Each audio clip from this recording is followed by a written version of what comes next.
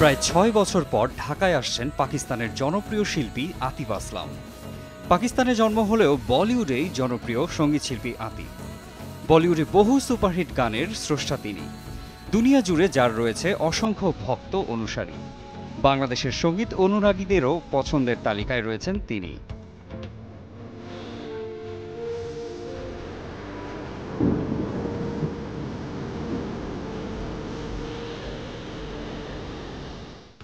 মাসখানেক আগেই আতিফ আসলামের বাংলাদেশে আসার গুঞ্জন শোনা গিয়েছিল। সে সময় স্টার বক্স এজেন্সি নামের একটি প্রতিষ্ঠান জানায় ২০২৪ সালেই কনসার্ট করতে বাংলাদেশে আসবেন আতিফ আসলাম।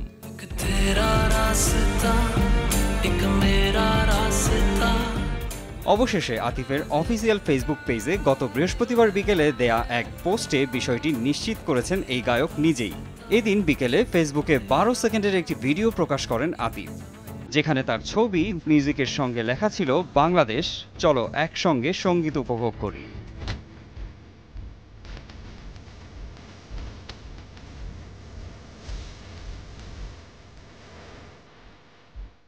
মুহূর্তের মধ্যেই আতিফের এই পোস্ট ঝড় তোলে সামাজিক যোগাযোগ মাধ্যমে।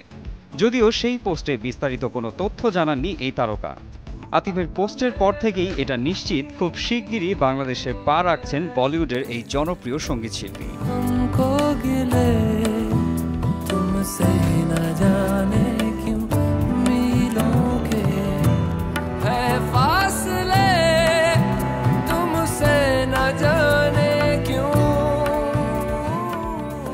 জানা গেছে আগামী ১৮ এবং ১৯ এপ্রিল ঢাকার বসুন্ধরা ক্রিকেট স্টেডিয়ামে লেটস ভাইব আয়োজিত ২ দিনব্যাপী আর্টস অ্যান্ড মিউজিক ফেস্টে গাইবেন তিনি।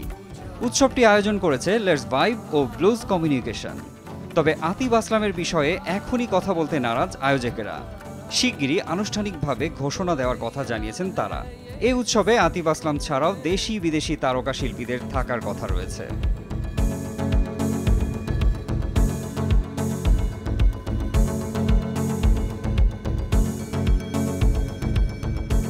বাংলাদেশের দর্শক মাতাতে তৃতীয়বারের মতো ঢাকায় আসছেন জনপ্রিয় এই সঙ্গীত শিল্পী। এর আগে ২০১৩ সালে বিপিএল এর উদ্বোধনী অনুষ্ঠানে পারফর্ম করতে প্রথম ঢাকায় এসেছিলেন আতিফ আসলাম। এরপর ২০১৬ সালে এটিএন এন্টারটেইনমেন্টের আয়োজনে দ্বিতীয়বার ঢাকায় আসেন তিনি।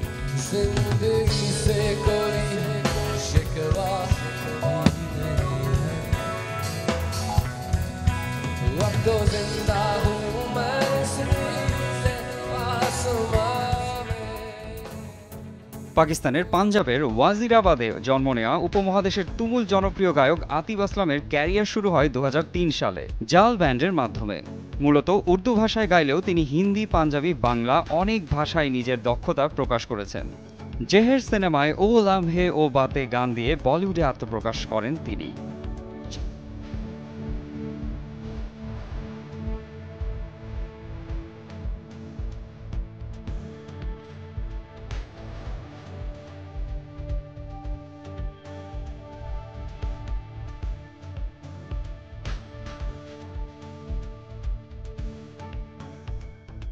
এরপর একে একে উপহার দিয়েছেন অনেক জনপ্রিয় গান।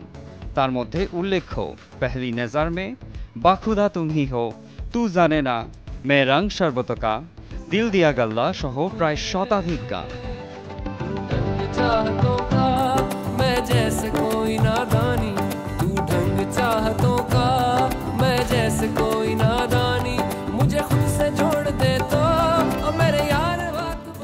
মারজান ইভান, RTV।